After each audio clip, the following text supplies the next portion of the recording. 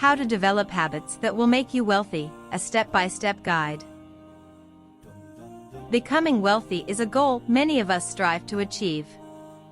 It takes hard work, dedication, and smart decision-making to accumulate wealth. But what exactly does it take to become wealthy?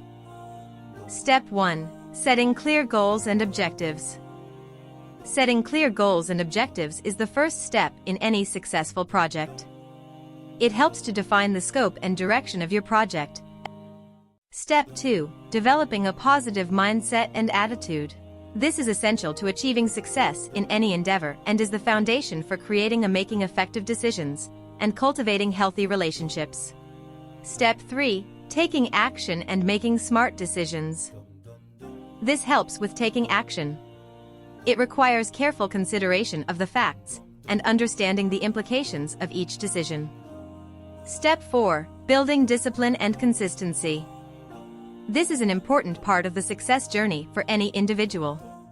It is the foundation from which all other steps in the process can be built upon. Step 5. Eliminating bad habits and increasing savings.